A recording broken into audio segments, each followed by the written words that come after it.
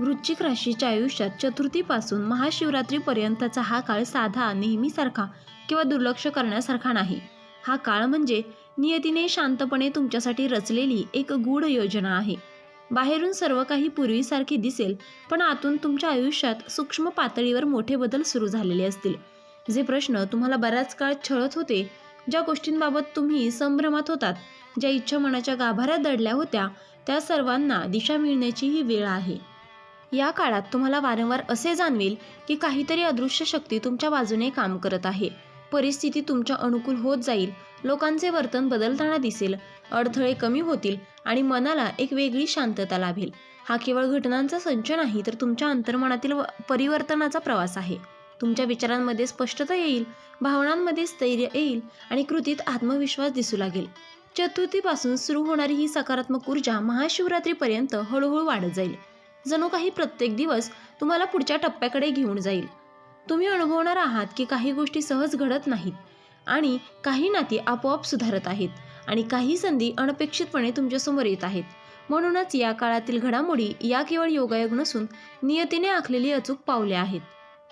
Number 1 आहे, अचानक अडकलेली कामे वेगाने पूर्ण होऊ लागतील. गेल्या अनेक दिवसांपासून किंवा महिन्यांपासून रखडलेली कामे तुमच्या मनात सतत ताण निर्माण करत होती. कागदपत्रांची अडचण, सरकारी किंवा कार्यालयीन मंजुरी, बँकेचे व्यवहार, मालमत्तेशी संबंधित निर्णय, नोकरीतील प्रमोशन किंवा प्रोजेक्टची मान्यता, अशा गोष्टी वारंवार प्रयत्न करूनही पुढे सरकत नव्हत्या. पण चतुर्थीपासून परिस्थिती हळूहळू बदलू लागेल. जे लोक आधी सहकार्य करत नव्हते ते अचानक मदतीला तयार होतील. अडथळे निर्माण करणारे नियम किंवा प्रक्रिया तुमच्यासाठी सुलभ होऊ लागतील. ज्या गोष्टींसाठी तुम्ही वारंवार धावपळ करत होतात त्या आता सहज पूर्ण होतील. तुम्हाला जाणवेल की जणू काही अदृश्य शक्ती तुमच्या बाजूने काम करत आहे. हे पूर्ण होणारे काम केवळ दिलासा देणार नाही, तर तुमचा आत्मविश्वासही परत वाढवेल. नंबर 2 आहे, मनावरील ताण आणि दडपण कमी होईल. वृश्चिक राशीच्या लोकांचे मन अत्यंत संवेदनशील असते, पण ते भावना व्यक्त करत नाहीत. आतून चाललेली चिंता, असुरक्षितता, भविष्यासंबंधी भीती, घरातील किंवा कामातील तणाव यामुळे मन थकले होते. झोप नीट लागत नव्हती, विचार सतत फिरत होते आणि छोट्या गोष्टींचाही मोठा ताण जाणवत होता. या काळात हळूहळू मानसिक धुके दूर होऊ लागेल, मन शांत होईल, विचार स्पष्ट होतील आणि अनावश्यक काळजी आपोआप कमी होईल. तुम्हाला जाणवेल की ज्या गोष्टींची तुम्ही उगाच चिंता करत होता त्या प्रत्यक्षात इतक्या मोठ्या नव्हत्या. मनात सकारात्मक विचार वाढतील आणि तुम्ही वर्तमान क्षणात जगायला लागाल. ही मानसिक शांती तुमच्यासाठी खूप मोठा आशीर्वाद ठरेल. नंबर 3 आहे, घरात शुभ बातमी येईल. घरात वातावरणात काही काळापासून थोडे तणावपूर्ण किंवा शांत होते. संवाद कमी झाला होता, काही न बोललेले गैरसमज होते किंवा प्रत्येकजण आपल्या विचारांमध्ये गुंतलेला होता. या काळात घरात एखादी आनंददायक बातमी समोर येईल, जी सर्वांच्या चेहऱ्यावर हसू आणेल. कुटुंबातील एखाद्या सदस्याला नोकरी, शिक्षण, लग्न किंवा आरोग्याशी संबंधित चांगली बातमी मिळेल. काही जुने वाद आपोआप मिटतील, घरात पुन्हा संवाद वाढेल, प्रेम आणि आपुलकीची भावना निर्माण होईल. तुम्हाला जाणवेल की हे घर तुमच्यासाठी सर्वात मोठे बळ आहे. हा बदल केवळ वातावरणात नाही, तर नात्यांमध्येही सकारात्मक ऊर्जा निर्माण करेल. नंबर 4 आहे, आर्थिक स्थितीत हळूहळू सुधारणा दिसेल. बराच काळ पैशांबाबत अनिश्चितता होती. उत्पन्न येत असले तरी खर्च जास्त होता किंवा अपेक्षित ठिकाणाहूनही पैसा मिळत नव्हता. काही देणी अडकली होती, काही व्यवहार थांबले होते. चतुर्थीपासून आर्थिक स्थितीत एक हळूवार पण स्पष्ट सुधारणा दिसू लागेल. थकलेले पैसे परत मिळण्याची शक्यता वाढेल. अनपेक्षित ठिकाणाहून आर्थिक मदत किंवा संधी मिळेल. खर्चावर नियंत्रण होईल आणि तुम्ही पैशांचे नियोजन अधिक चांगल्या प्रकारे करू शकाल. ही सुधारणा अचानक श्रीमंती देणार नाही, पण आर्थिक स्थैर्य आणि सुरक्षिततेची भावना देईल, जी सध्या तुमच्यासाठी अधिक महत्त्वाची आहे. नंबर 5 आहे, एखादी जुनी ओळख पुन्हा संपर्कात येईल.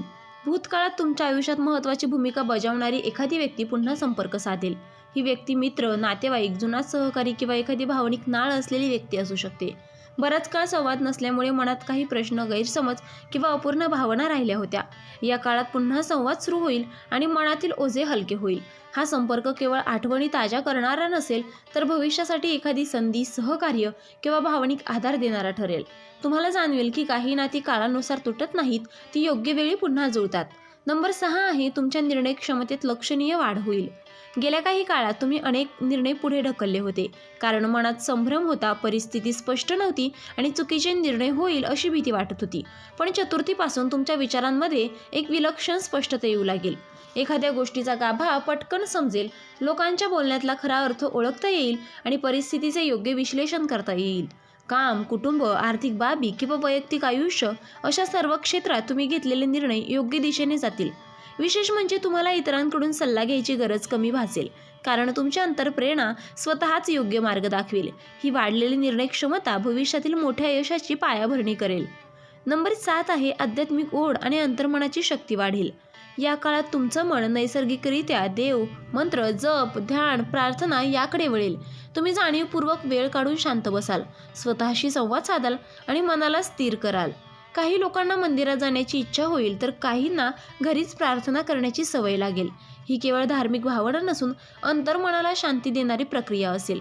तुम्हाला जाणवेल की आतून एक अदृश्य शक्ती तुम्हाला धीर देत आहे, मार्गदर्शन करत आहे.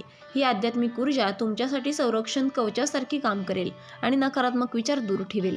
महाशिवरात्री जवळ येत असताना ही भावना अधिक तीव्र होईल.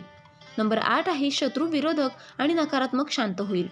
जे लोक तुमच्या विरोधात होते, तुमच्या कामात अडथळे निर्माण करत होते किंवा पाठीमागे नकारात्मक बोलत होते, त्यांचा प्रभाव या काळात कमी होऊ लागेल. काही जण स्वतःहून दूर जातील, तर काहींची वृत्ती बदललेली दिसेल. तुम्हाला जाणवेल की आधी जिथे सतत संघर्ष वाटत होता, तिथे आता शांतता निर्माण होत आहे. तुमच्या विरोधात उभे राहणारे लोक निष्क्रिय होतील. हे बदल तुम्ही कोणताही संघर्ष न करता अनुभवणार आहात की परिस्थिती तुम्हाला मानसिक हलकेपणा देईल आणि तुमचे प्रश्न पुन्हा तुमच्या प्रगतीकडे केंद्रित होईल. नंबर 9 आहे एखाद्या मोठ्या संधीची स्पष्ट चाहूल लागेल. या काळात तुमच्या आयुष्यात एखाद्या नव्या दिशेची सुरुवात होण्याची चाहूल लागेल. ही संधी नोकरी, व्यवसाय, शिक्षण, प्रवास किंवा एखाद्या नवीन प्रकल्पाच्या स्वरूपात येऊ शकते. सुरुवातीला ही गोष्ट लहान वाटेल, पण पुढे जाऊन ती मोठ्या बदलाचे कारण ठरेल. तुम्हाला अचानक एखादी ऑफर, प्रस्ताव किंवा कल्पना मिळेल जी तुमच्या भविष्यासाठी महत्त्वाची ठरेल. तुम्ही योग्य वेळी योग्य पाऊल उचलाल आणि ही संधी तुमच्या आयुष्यात सकारात्मक वळण आणेल. नंबर 10 आहे महाशिवरात्रीपर्यंत आत्मविश्वासात विलक्षण वाढ होईल. महाशिवरात्री जवळ येत असताना तुम्हाला स्वतःमध्ये झालेला बदल स्पष्टपणे जाणवेल. ज्या गोष्टी पूर्वी कठीण वाटत होत्या त्या आता सहज वाटू लागतील. बोलण्यात ठामपणा येईल, वागण्यात स्थैर्य येईल आणि स्वतःवरचा विश्वास दृढ होईल. तुम्ही स्वतःकडे एका नव्या दृष्टीने पाहू लागाल. लोकांनाही तुमच्यातील हा सकारात्मक बदल जाणवेल. तुमच्या व्यक्तिमत्वात एक वेगळी चमक दिसेल. हा वाढलेला आत्मविश्वास पुढील काळात मोठ्या यशाचा पाया ठरेल. महाशिवरात्रीपर्यंत पोहोचताना तुम्हाला स्वतःमध्ये झालेला बदल स्पष्टपणे जाणवेल. ज्या गोष्टी पूर्वी गुंतागुंतीच्या वाटत होत्या त्या आता सोप्या वाटतील. ज्या चिंता मनात साचल्या होत्या त्या हळूहळू विरघळतील. तुमच्या व्यक्तिमत्वात एक नवीन स्थैर्य, एक नवीन शांतता आणि एक नवीन आत्मविश्वास दिसून येईल. या काळात घडणाऱ्या घटना तुम्हाला फक्त बाहेरून लाभ देणार नाहीत, तर आतूनही अधिक मजबूत बनवतील. तुम्ही स्वतःकडे एका वेगळ्या नजरेने पाहायला लागाल. तुम्हाला जाणवेल की तुम्ही किती संघर्ष केला, किती सहन केलं आणि आता त्याचं फळ तुम्हाला मिळू लागलं आहे. महाशिवरात्री ही केवळ एक धार्मिक घटना राहणार नाही, तर तुमच्या आयुष्यातील एका सकारात्मक परिवर्तनाची साक्षीदार ठरेल. हा कालखंड तुम्हाला शिकवेल की संयम, श्रद्धा आणि सातत्य यांचा परिणाम नेहमी योग्य वेळी मिळतो. तुम्ही ज्या दिशेने चालत आहात ती दिशा योग्य आहे आणि पुढचा काळ तुमच्यासाठी अधिक स्थिर, शांत आणि प्रगतशील ठरणार आहे. तुम्ही हा प्रवास पूर्ण करताना स्वतःमध्ये झालेली ही सकारात्मक ऊर्जा दीर्घकाळ अनुभवत राहाल. तर मित्रांनो, व्हिडिओ आवडला असेल तर व्हिडिओला लाईक करा, चॅनेलला सबस्क्राईब करा आणि हो, तुम्हालाही तुमच्या राशीची अंगठी हवी असेल तर डिस्क्रिप्शनमध्ये मी त्याची लिंक दिली आहे, तिथे जाऊन तुम्ही ती खरेदी करू शकता. व्हिडिओ पाहिल्याबद्दल धन्यवाद. श्री स्वामी समर्थ.